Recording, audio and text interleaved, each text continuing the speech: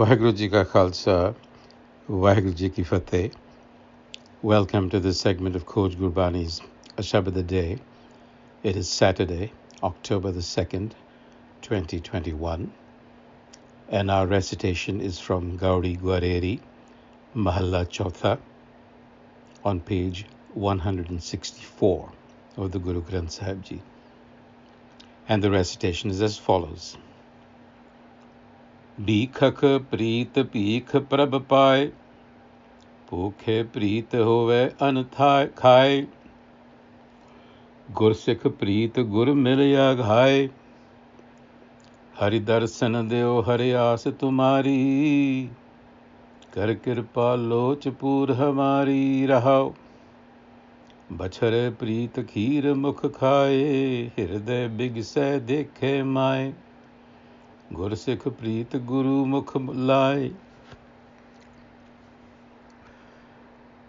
और सब प्रीत माया मोह काचा, बिनस जाए कूड़ा कछ पाचा, जन नानक प्रीत त्रिपत गुर साचा. The passage you will notice is carrying the same message that we gathered in the previous Sabad, which spoke about the need to cultivate love for the Satguru in this case. And the theme continues with Bhikhak Preet Bhikh Prabh Pai, Bhukhe Preet Hove An Khai, Gursikh Preet Gur Mil Ghai. That's the first verse.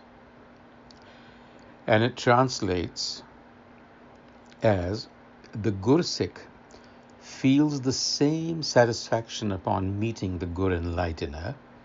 Gursikh Preet Gur Mil Ghai.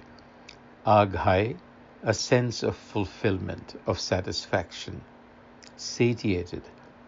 So a Gursikh feels that same sense of satisfaction upon meeting the Gur Enlightener that a beggar would when it receives alms from the master of a house.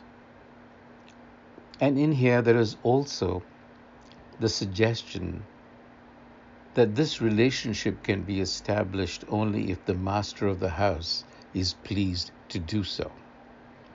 Something to be borne in mind. And just as the hungry are satisfied with food, likewise a Gursikh would be satisfied by the message of the Guru.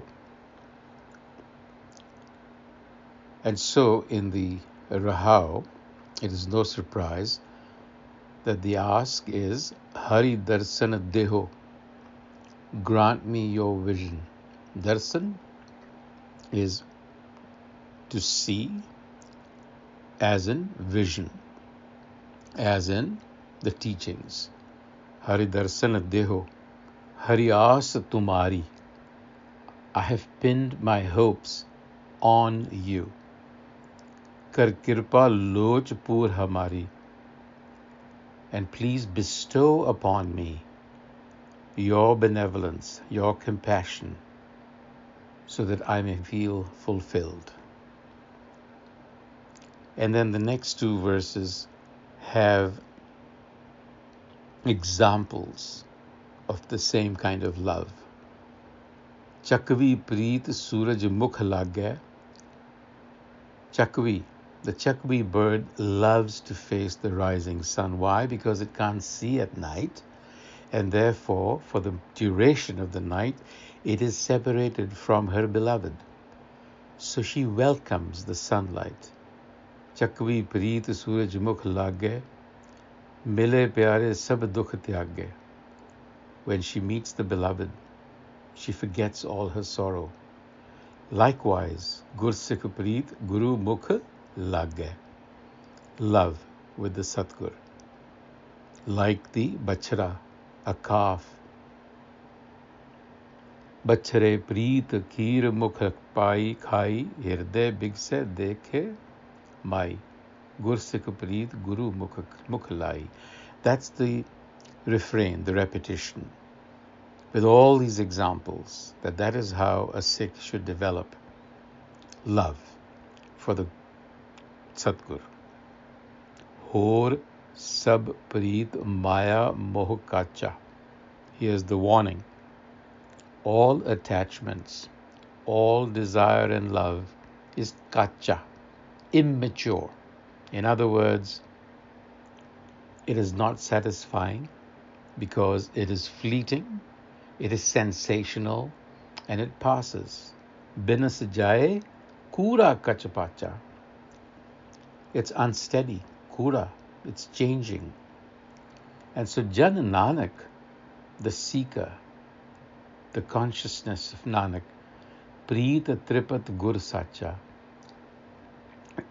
establishes love with the Guru, which is the only true, meaning stable love. All other desires are delusionary. They are fleeting. So Guru Nanak says, yes, as the Nanak, the fourth, I found true satiation in love for the true enlightener. So we've seen how this passage extends the message of the previous one, namely the need to develop or to cultivate love for the self. So the question really is, how does one develop love for the self when we don't quite know the self? Because we know that the self has no features, has no form, has no boundaries. How do you even begin to do this? So what Gurmat is telling us through this Shabad and many others, that love for the self can be developed only through the Satgur, because the Satgur teaches us a different kind of knowledge, not the recursive or inferential knowledge that we are accustomed to in relation to material things, Padarth, knowledge of matter. This is not what this is. But what the Guru teaches is intuitive knowledge, intuitive awareness. We call that Tat-Gyan. And so it is through intuitive knowledge that we begin to grasp the necessary and eternal dependence of finite and transitory matter on the infinite essence of the self. This is what begins to dawn on the mind, that there is this relationship. What is seen, what is perceptible is rooted in the imperceptible. What is diverse is rooted in an essential unity. And this is precisely what distinguishes a Gurmukh from a Manmukh.